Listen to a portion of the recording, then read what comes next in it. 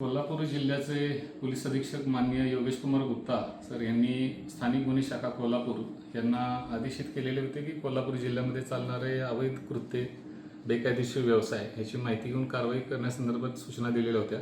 त्या अनुषंगाने आपण वेगवेगळी पथकं तयार करून कोल्हापूर जिल्ह्यात रवाना केलेली होती।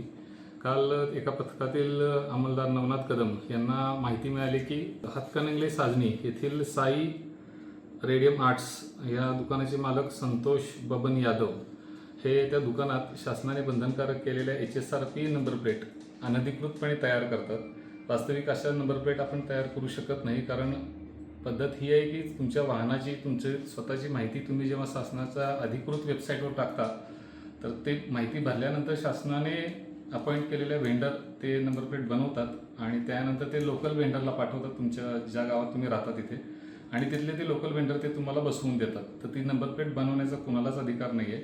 तर हा संतोष यादव त्या HSRP नंबर प्लेट शासनानं ज्या अधिक बंधनकारक केल्या त्या बनवताना मिळून आला। तिथं आपण साई रेडियम आर्ट्स या दुकानावर छापा टाकला, त्यावेळेला तो तिथं त्या नंबर प्लेट बनवताना मिळून आलेला आहे, त्यास आपण ताब्यात गेलेला आहे।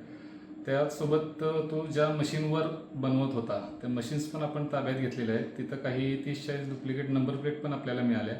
अगदी शासनाचे व्हेंडर जे अधिकृतपणे बनवतात तसे हुबेहूब तो बनवत होता आणि तिथं ते इंडिया नावाचं होलोग्राम असलेला रोल पण आपल्याला मिळालेला आहे। सर्व स्टिकर्स मिळालेले आहेत, रॉ मटेरियल मिळालेलं आहे, तसेच ब्लँक नंबर प्लेट मिळालेले आहेत।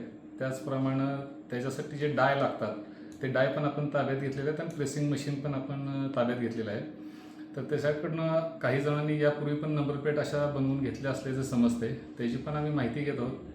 ज्यांनी अशा नंबर प्लेट डुप्लिकेट त्याच्याकडे बनवून घेतलेल्या आहेत आणि वापरलेल्या आहेत त्यांच्यावर देखील माहिती घेऊन आम्ही कारवाई करत आहोत। तसेच हे मशीन्स त्यानं कुठनं आणले, त्याला कोणी मदत केली याची देखील माहिती घेऊन पुढील कारवाई करीत आहोत। बाळ, फ्रीजमधून श्रीखंड काढ ना। आम्ही पूर्वी घरीच बनवायचो श्रीखंड, त्याची चवच वेगळी होती। आता काय सगळं रेडीमेड। आजी, हे श्रीखंड खाऊन बघ। आज तुझ्या आईनं घरीच बनवलं की काय?